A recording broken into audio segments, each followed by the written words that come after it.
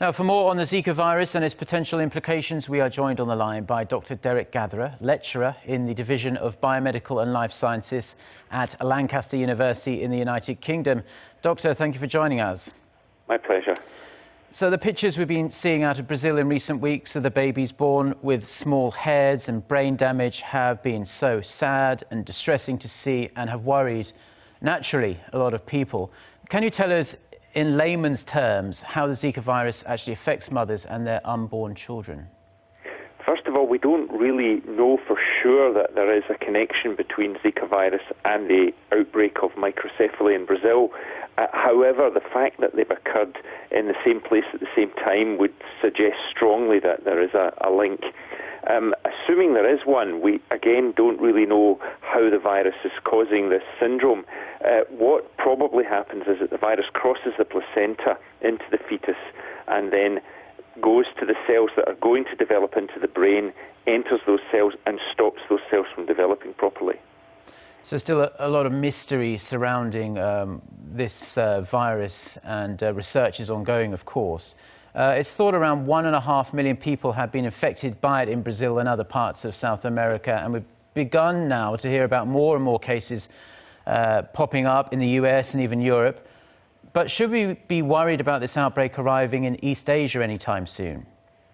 Just as other parts of the world have had cases have arrived from Latin America by tourist travellers bringing it back, and the USA's had a couple of dozen of these now, probably in countries like Korea and China and Japan, there will be cases turning up of tourists that have contracted Zika virus. But we also must remember that Zika's been in Southeast Asia, in Malaysia and in Thailand and the Philippines since the 1960s. And so consequently there's a possibility that it is elsewhere in Asia already. It only seems to be in Brazil and the Americas that it's causing these spectacular outbreaks. So if I was a Korean epidemiologist, I'd be very interested in going back into the donated blood samples over the years and testing to see whether Zika virus antibody is present in those blood samples. It might well be that it's passed under the radar in North Asia in the same way as it has in Southeast Asia. And finally, the WHO has come out with a grim assessment of the situation within the last few hours, basically saying that the virus is spreading at such an explosive pace, especially since mosquitoes spreading this virus can be found basically everywhere, almost everywhere anyway, in the Americas. Do you see this outbreak coming under control anytime soon?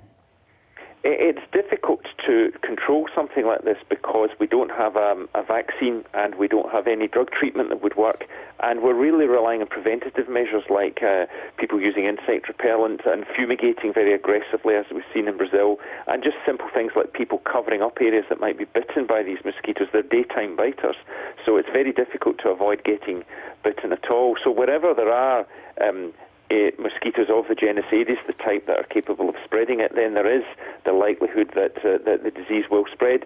On the other hand, the United States hasn't suffered so much from other similar viruses like chikungunya and dengue, which also entered the Americas in the last 15 years, are also spread by the same mosquitoes, and yet they haven't really advanced much beyond the Mexican border. It may well be that lifestyle factors and just a wealthier nation is better placed to resist the virus because there's less standing water in the streets and people are not using communal wells and so on as they might be in poorer countries. Well, we'll be keeping a close eye on this situation as it develops. Dr. Derek Gatherer, thank you ever so much for joining us today.